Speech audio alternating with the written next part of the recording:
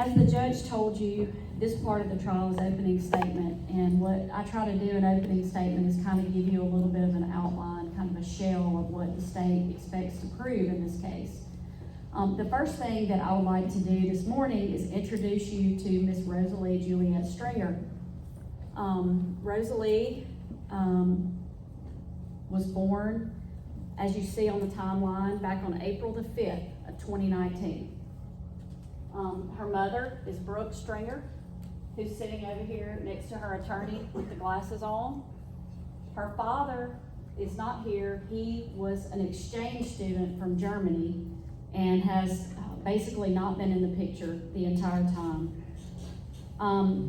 Brooke Stringer's boyfriend at the time and currently is Mr. Brandon Gardner, who's sitting over here with his chin on his hand right now. Now, from what we understand, Brooke and Brandon began dating in about July of 2019. So they had a short dating relationship at the time this fatal event happened, which you see on October the 26th of 2019 was when the fatal injury to Rosalie occurred. At some point between the time they began dating and the fatal injury, Brooke and Rosalie moved in with Brandon at his residence, which was on 2003 Highway 28 West, Taylorsville, Mississippi. Now, jumping ahead a little bit to this October the 26th, 2019 date, you're going to hear that on that day, Brooke and Brandon had gone with Rosalie to Hattiesburg to pick out a Halloween costume for her. They spent the majority of the day in Hattiesburg, and when they got finished doing that, they stopped back by the South Mississippi State Fair in Laurel. And if you're from the Laurel area, the South Mississippi State Fair is a big deal around Laurel.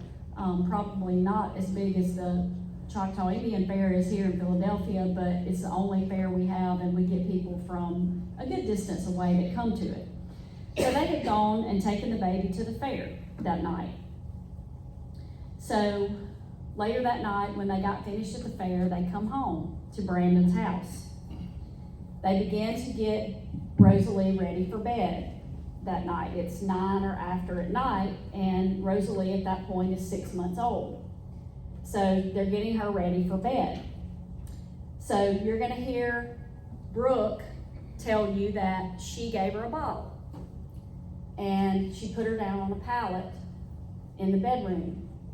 And she'll tell you that Rosalie slept on a pallet every night, that that's the only way she would sleep. So she had laid her down on a pallet in the bedroom, and we're going to show you a picture of that pallet where Rosalie was laying that was taken the night of the fatal injury. Now, you'll hear from Brandon that he then realized at some point after Brooke had put Rosalie down that he had forgotten his cell phone, didn't know where his cell phone was. And then he remembered it's on the bed in the bedroom where Rosalie is sleeping.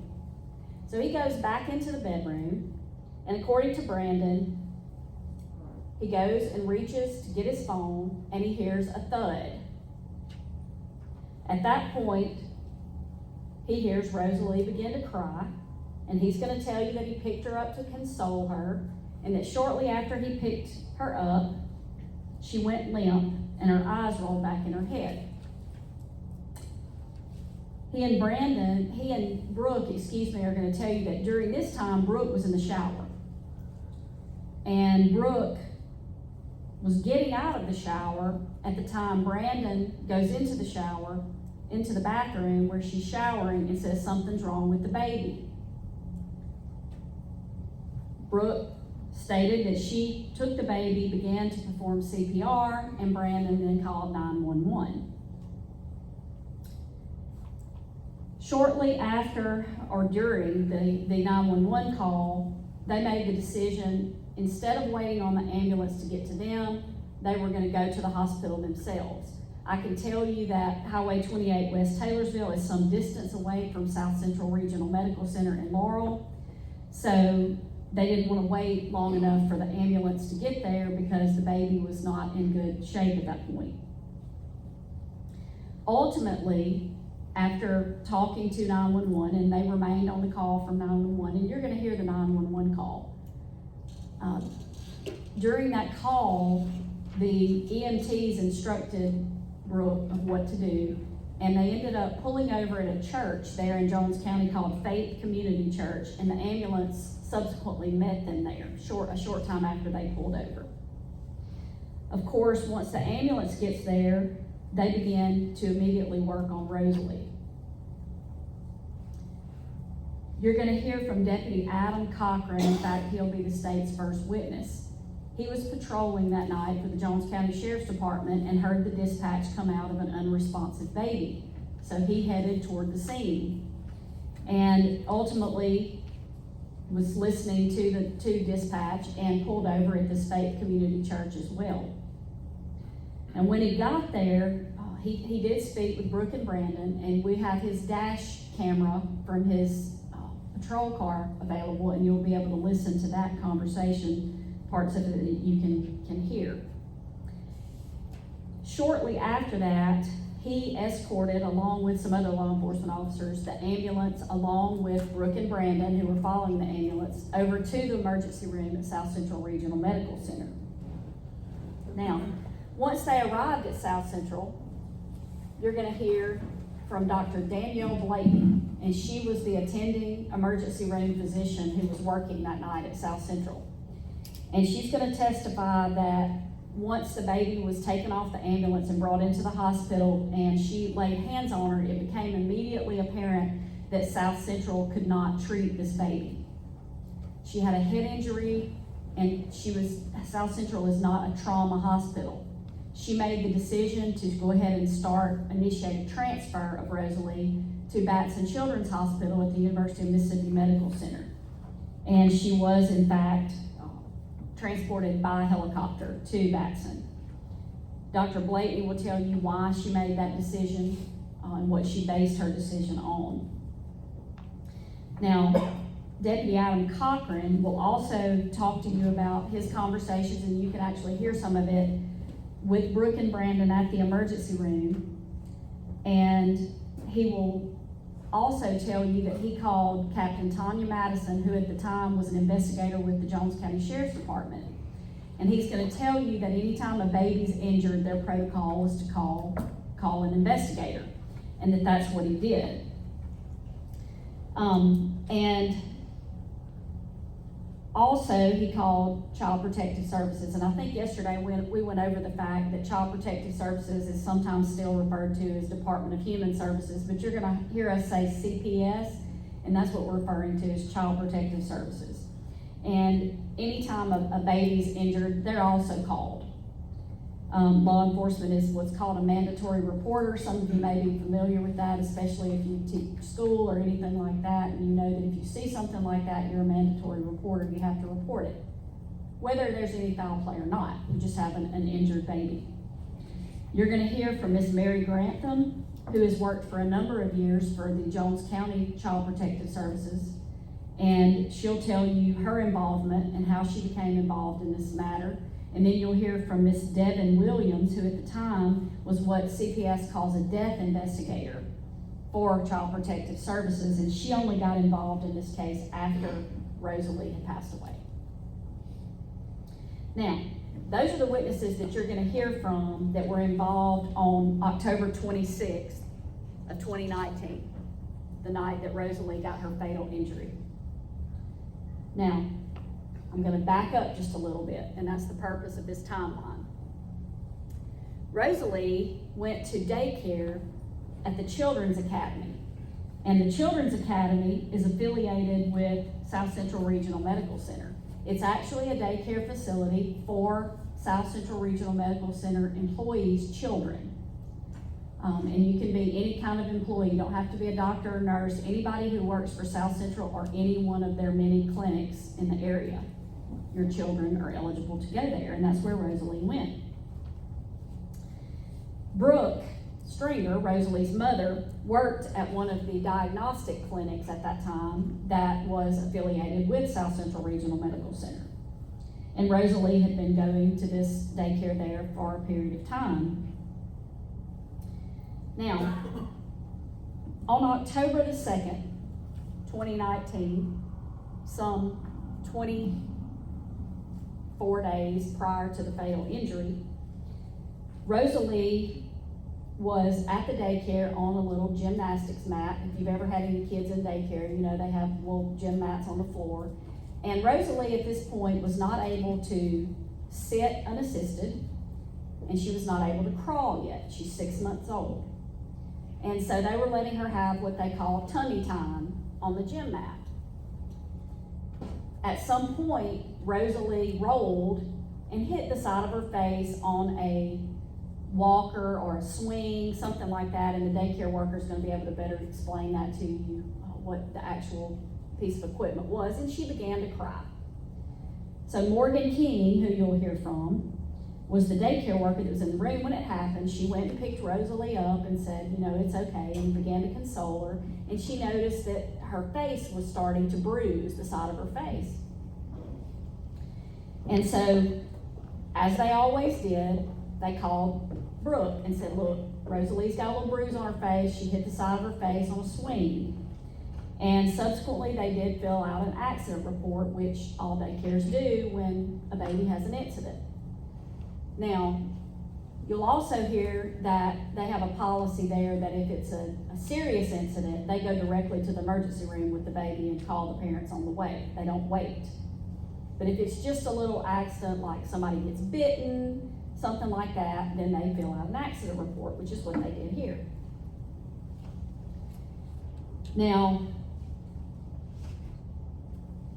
you're going to also hear not only from Morgan King, who was there at the daycare and actually saw what happened to Rosalie there and actually picked her up and consoled her, but you'll hear from her that once Brooke was called, Brooke did come to the daycare and looked at Rosalie about 10:30 that morning. Made a decision, she looked fine, she went back to work. About 1:30 that afternoon, Brooke comes back, and you'll see documentation of these times from the daycare people. And she decided at that point, well, I think I'm gonna get her checked out. Because she's got a bruise on her face, I want to get her checked out at her pediatrician.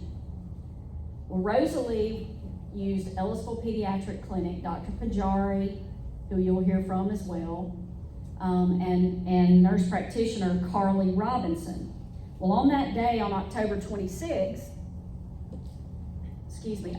2nd, Carly Robinson was who saw Rosalie. She had never seen her before that day, but she's the nurse practitioner working. So she comes in and she gets the history from Brooke of what happened at the daycare. And you'll hear Carly tell you what Brooke told her and what decisions she made. She examined Rosalie, took all the necessary precautions for neurological type injuries, didn't see anything wrong, but she said, we'll go ahead and I'll order a CAT scan, a CT scan of her head, just to make sure. Now you're going to hear from Carly Robinson, the nurse practitioner, that the CT scan was normal and that Rosalie appeared to be fine that day. You're going to hear from Dr. Achipa Pajari, who, as I told you, was Rosalie's primary pediatrician at Ellisville Pediatric Clinic. And she's going to tell you that Rosalie had a normal well baby visit on October the 15th of 2019, which is some 13 days after the October the 2nd incident at the daycare. And any of you who are parents know that a well baby visit is just something that babies have to go through when they're that age. Probably her 6-month checkup is what we would call it. And Dr. Pajari is going to tell you that she had a good checkup, everything was fine. You're also going to hear from Dr. Scott Benton, who is a forensic pediatrician at the University of Mississippi Medical Center. He's going to explain to you what a forensic pediatrician, does, because he can do that much better than I can.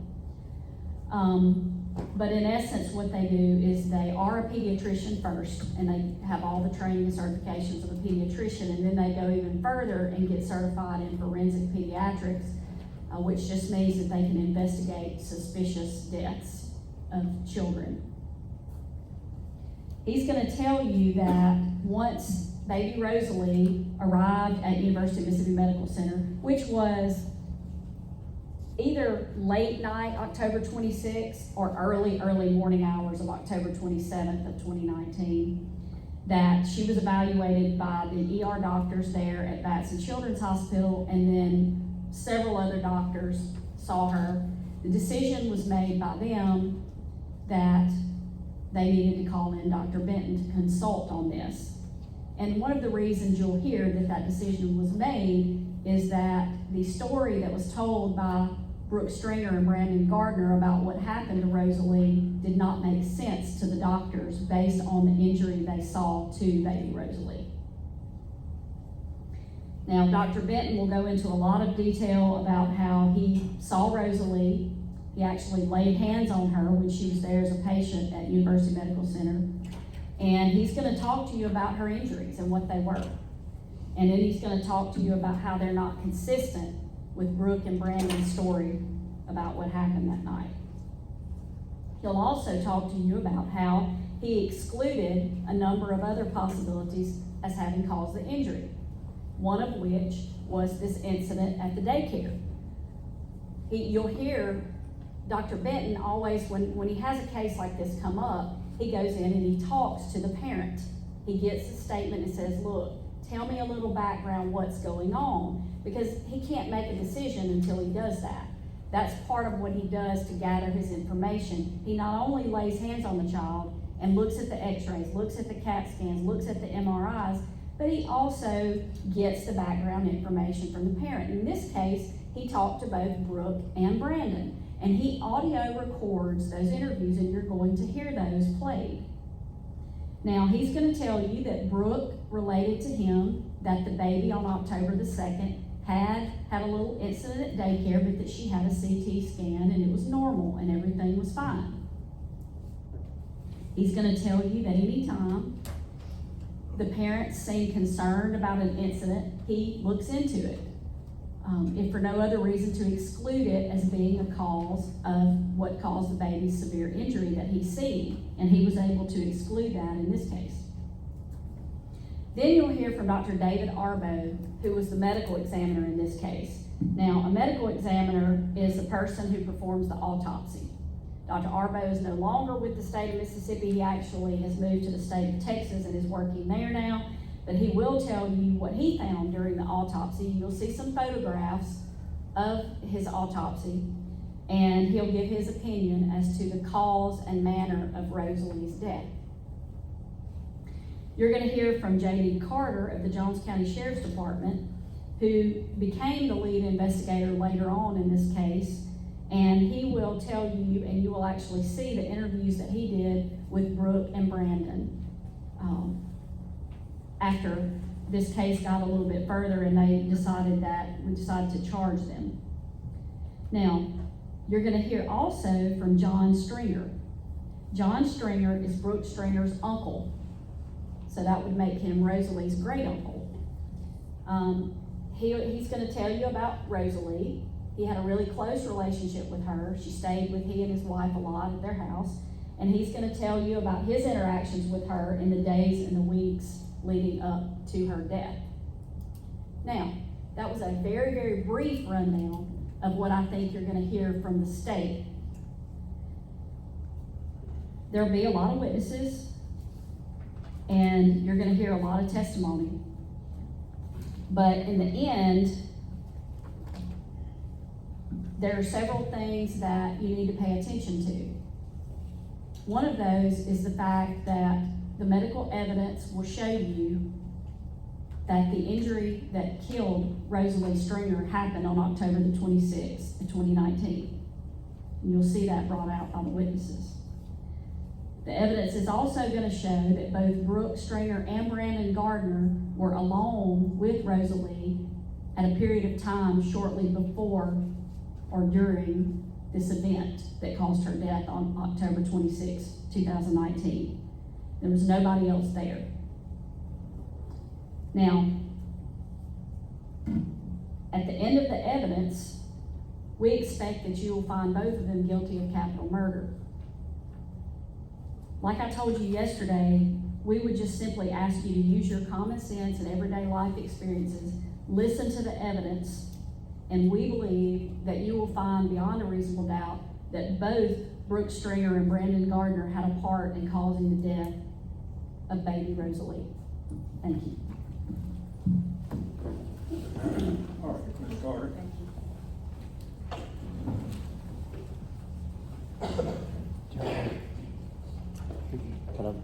Yes, that's fine, whatever you want to do.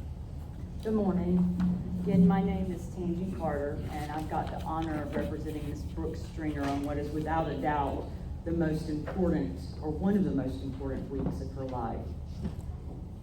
The evidence will come from the witness stand, and pay attention to what you see, the evidence that you actually see, and pay attention to those things that you don't see, because that's important too.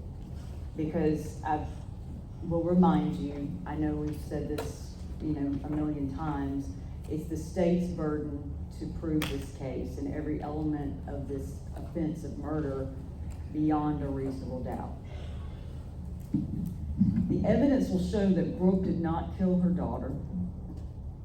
The evidence will show that she did not harm Rosie, as Brooke and her family call her. Her name's Rosalie, and they called her Rosie. The evidence will show that she did not neglect Rosie. The evidence will show that Brooke Stringer did not allow others to harm or neglect Rosie. We will have multiple witnesses testify that they observed Brooke with her daughter on multiple occasions in her short life, and that she was a good mother. You will hear Dr. Pajari tell you that she never missed a pediatric appointment. She never saw signs of abuse. And that, again, you'll hear from multiple witnesses how much Brooke loved her child and how she's still grieving over the loss of her child. Today, as we sit here, she's innocent, and she's an innocent mother that 4 years later is still grieving for the loss of her child.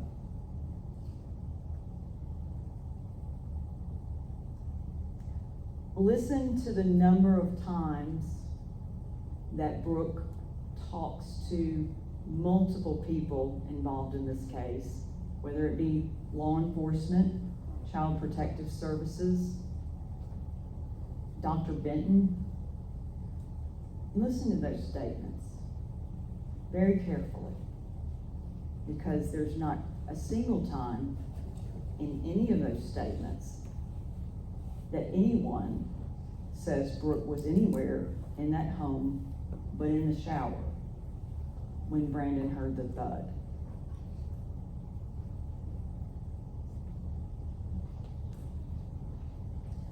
Her account and Brandon's account remained the same throughout multiple interviews in the tragic moments as they're trying to save this child's life and they're rushing to the hospital to meet the ambulance halfway.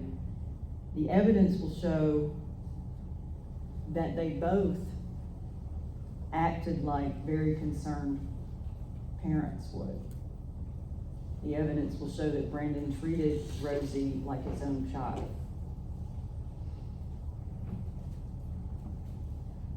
On October 2nd of 2019, you'll hear from multiple daycare workers that they called Brooke and they told her what happened. And then at some point that afternoon, Brooke said, I need to go over there and see what happened, and I need to take her to see Dr. Pajari. Dr. Pajari was not on duty that day, so you'll hear from the medical personnel who was. And pay attention to what you hear from the witness stand and what the daycare worker says happened. And then also pay attention to the photographs of what happened and you're the fact finder. You get to decide if what they're saying from the witness stand matches the photographs. You will hear that on a daily basis with this daycare. Now, this daycare was connected to the hospital. Brooke worked there as she drew blood, and she was a hospital patient experience, like a customer service rep. I'm sorry, can't remember the exact name, but she was the first point of contact for a lot of the patients that came in. Kind of did receptionist type work and also did phlebotomy. So she used that daycare because they got a discount. So the daycare, though, was not within walking distance. She still had to get into her car and drive to the daycare. So it wasn't actually connected to the portion of the hospital where she worked. You will hear evidence that, and you'll see, I mean, Brooke was a young mother, and that instead of going to lunch on her lunch hour with friends or coworkers, almost on a daily basis, she went to the daycare to spend her lunch hour with Rosie. She immediately, and I don't dispute what the state is saying as far as the timeline or the times. So probably around 1 or 1:30 that afternoon, I think she got the call at 10:30. She says, I'm gonna take her to the pediatrician. She takes her there. Carly Robinson is who treated her that day. And Carly Robinson is the one that said, we're gonna do a CT scan and an X-ray. Now, when the CT scan was done, it was done without contrast. And you'll hear from everyone, you'll hear from witnesses that there was a lot of movement because Rosie was very upset. And so she was moving when the scan was done. You will also hear that there was not a follow-up MRI ordered, or there wasn't an MRI done that day.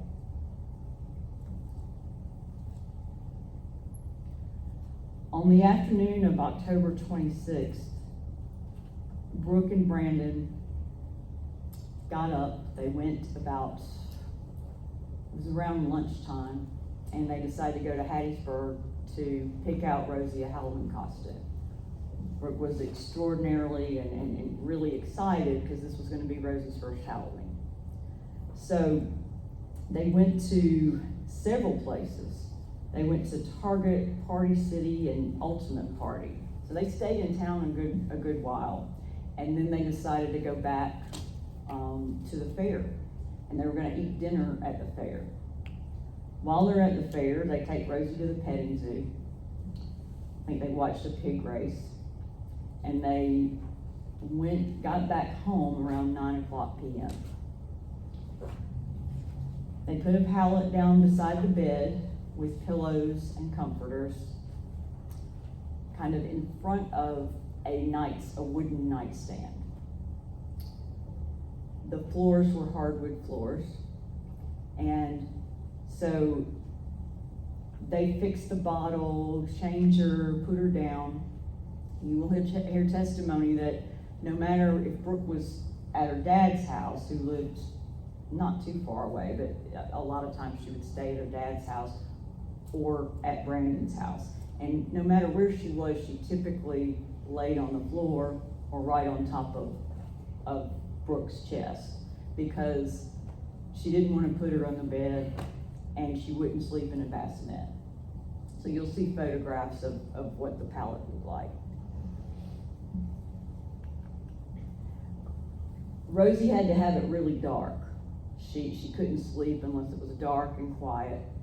So they shut the door to the bedroom, and it's my understanding that the door had to be kind of propped up with a chair because it would crack open, and they were trying to keep the light out of there.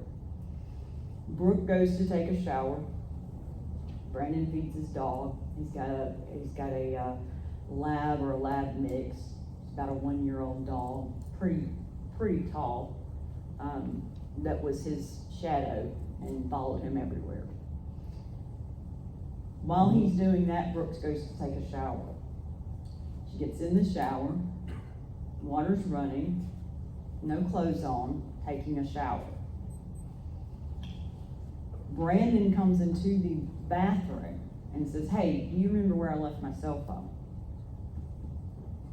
And she's like, I'm assuming it's in the bedroom because that's where we dropped off the diaper bag and everything that we had in our hands. You will hear statements, because you'll hear Brandon talk to multiple people about what happened. But essentially, the room was dark. He hears a thud, picks her up, notices her body is limp and she's not responsive.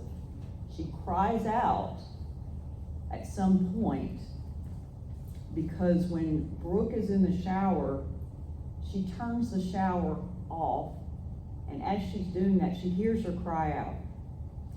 And then she doesn't hear anything. So she just thinks that he's putting a bottle in her, he put the bottle back in her mouth, maybe it fell out. And so while she's trying to process that and still standing in the bathtub, in the shower, he comes bursting into the bathroom with Rosie. Something's wrong. She says, and you'll get to hear all of this through these multiple statements, that Rosie's eyes were rolling in the back of her head. There was mucus or something coming out, and there was, her body was like a noodle. She was dead weight, and she flips out. She's worked at a hospital. She knows how to administer CPR, so she starts on that immediately. Brandon runs and grabs a phone and calls 911. You'll hear that call. She runs out with no bra and no underwear on, no shoes. She's a mother desperate to save her child. And the state talked to you a little bit yesterday about circumstantial versus direct evidence. And she gave you a good example of coming in to the courthouse and everything's dry outside, and then you go back outside and everything's wet. Well, that's circumstantial evidence that maybe it rained. You know, that's a good guess. We've got circumstantial and direct evidence here. The circumstantial evidence that you will hear is that when Brooke rushes to the church, and she, at some point, you're gonna hear from different 911 operators, and it's only because it's really not that relevant, but it may be kind of confusing. The call originally goes to another county at first, so they stay on while Jones County picks it up. So you're gonna hear Brandon initially on the phone while they're running out of the house, because when he hands her Rosie, she's still naked, okay? She's still in the shower. And when they finally get into the car, she's in the passenger seat, he's in the driver's seat, and she's continuing to administer CPR, but she has the 911 operator on the line at that time. And you'll be able to hear the desperation in her voice. And they're guiding her. They're asking her, how are you performing the CPR? Are you, they're giving her, they're coaching her. And that's what she's doing from Brandon's house on the way to the church. Once they get out of the car at the church, you will hear a lot, you may not see a lot. So, and I think the state talked to you a little bit about this, but Sergeant Cochran had a dash cam on his car but he also had a body cam. So at some point, you may see things that are just stagnant, but you hear voices and you hear things in the background. That's just because that's his car cam taking it.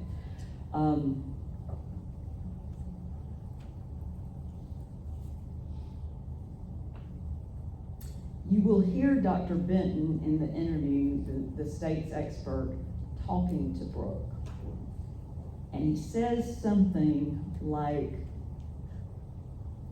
I don't know if she's having more seizures. The child is still alive when Dr. Benton interviews Brandon and Brooke, because she's in ICU for 2 to 3 days, hooked up to machines.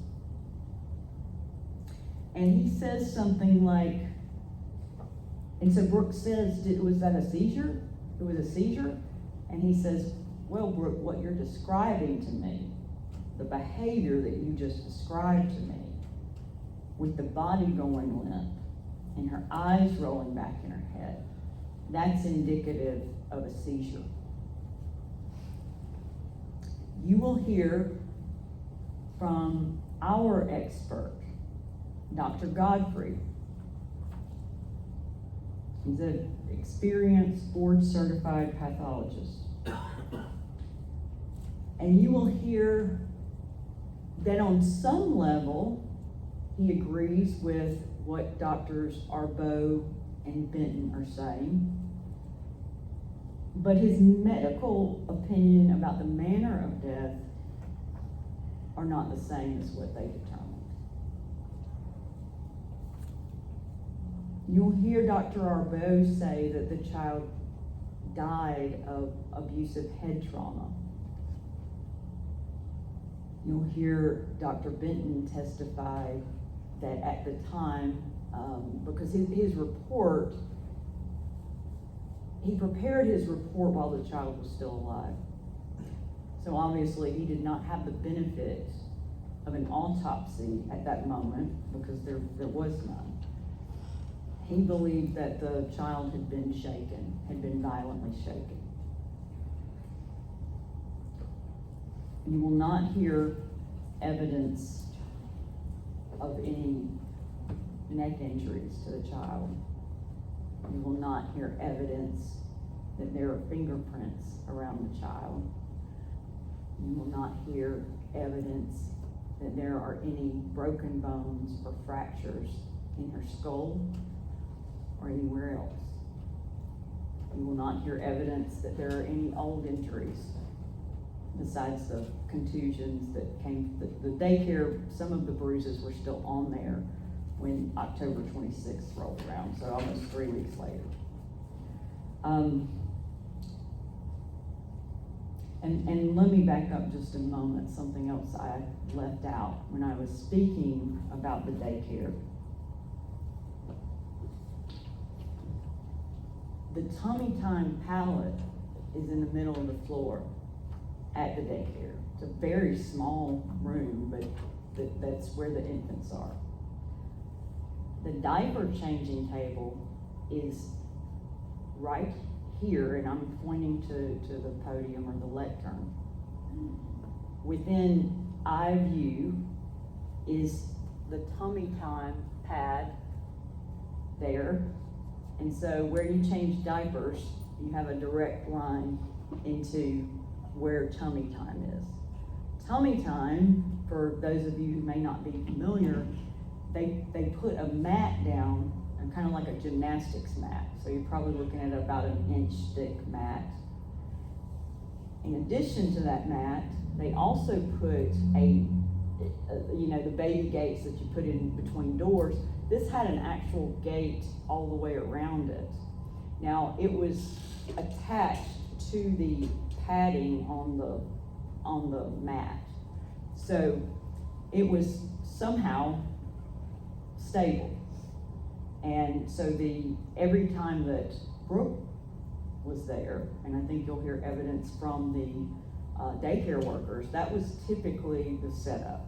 And then around all of that, they would have swings that were very low to the ground, and then some seats, some car seats, and then they also had some baby beds across the wall. And directly in front of where you're standing to change a diaper, there's an exit door. You can see it from this vantage point from the diaper changing table. And you'll see in some of the photographs, and you'll hear through some of the witnesses, there was this huge video camera. And you won't see that. You won't see that. The thing that would tell us exactly what happened, you won't see that today. And I haven't seen it.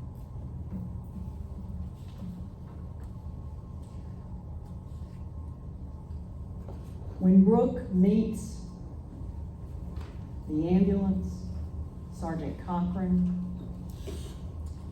that circumstantial evidence that I was talking about comes into play. Because you'll hear them say, her hair was soaking wet, she looked like she threw on some clothes, at some point she didn't have on shoes, and she was a mother in distress.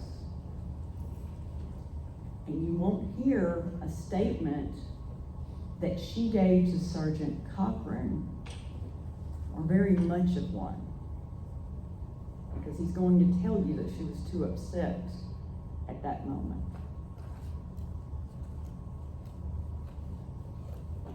You will not hear a single piece of evidence, the video and audio recording that you hear, that will tell you Brooke was not in the shower.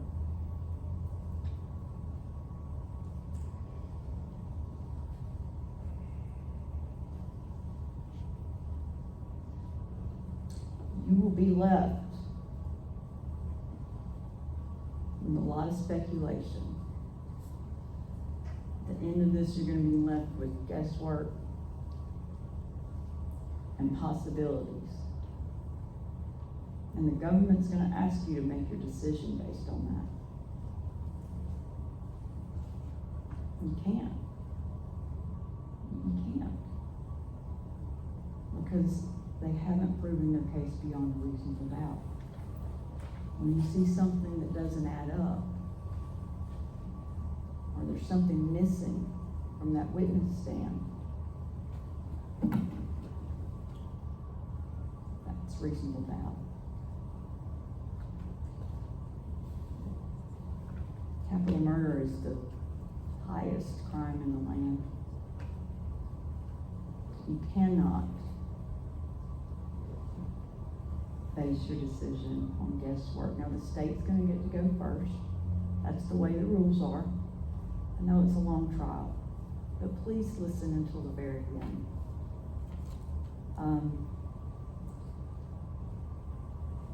They're going to ask you to return to use your common sense.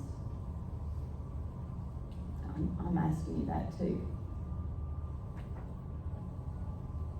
And at the end of all of this, everything that you see, we're going to ask you to return a verdict of not guilty to the charge of capital murder for my client, Brooke Stringer. Thank you. All right, for Mr. Gardner. Thank you, Judge.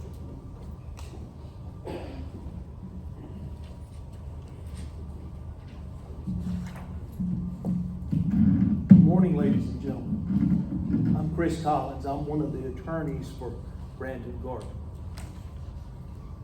When you're considering in life when to trust and how trust is built, I think that a cornerstone of that is consistency.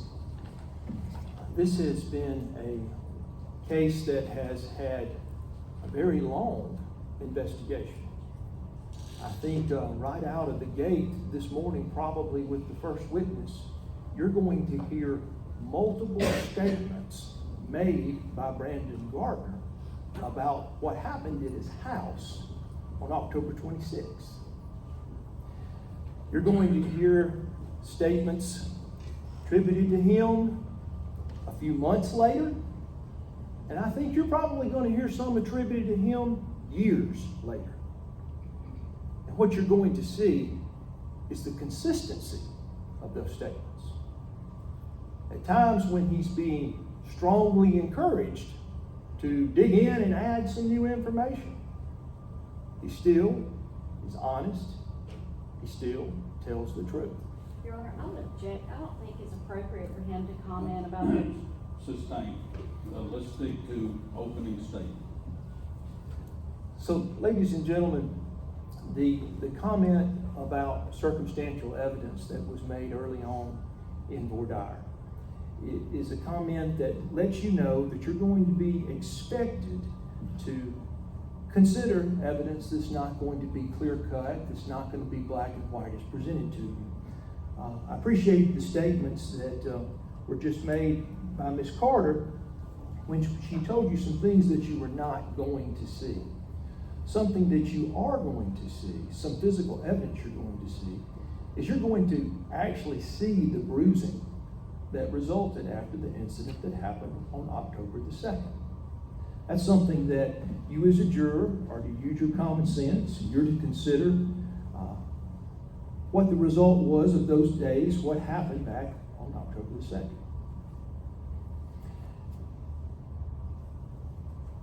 There's going to be a lot of evidence that's presented by the state.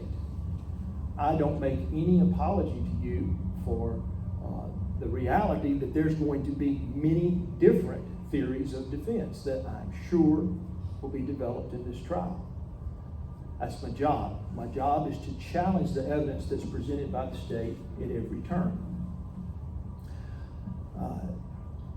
I know that maybe it doesn't seem like it's such a fair thing that at every stage of this trial you're going to see that the state of Mississippi has the first opportunity to present to you, and then that the defendants are going to go after. But remember something you've heard consistently. That's because the state of Mississippi has completely on them the burden of proof, to prove every element of the charge in this case beyond a reasonable doubt. There's also a strong temptation, and I say this because I've sat in a lot more cases as a trier of fact than I have as an arbiter of the rules. There's a temptation, the first thing you hear, to begin to develop in that in your brain, and maybe to make things fit with what you're hearing first. But you took an oath that you're going to listen to all of the evidence in this case. Again, as I told you, there's going to be challenges to all of that evidence. And you only begin to deliberate on what you've heard after you have heard all of the evidence. I'm confident that when that has occurred, you're going to see that young man, Brandon Gardner, is not guilty. This is a young man that started a relationship with Brooke, knowing that she had this child. You're going to hear in his own words, through statements he's made, that he felt like he was fitting into what for them was the form of a family. October the 26th, you're going to hear over and over that he participated in the care of Rosie that night. He was actually in there assisting and getting her ready for bed, and that's why he ultimately decided that's probably where he had left his telephone, in the bedroom, on the bed. You're going to hear him consistently relate that he went in trying not to disturb Rosie, that he reached over on the bed, got his phone, and heard a thud. You're going to hear that over and over and over again out of his mouth. Ladies and gentlemen, I believe that if you've listened to all the evidence in this case, you're going to return the appropriate verdict of not guilty for Brandon Gardner. Thank you, Jim. All right, who do you wish to call as the first witness? They call Adam Cochran. Yes, sir. Good idea. Short break for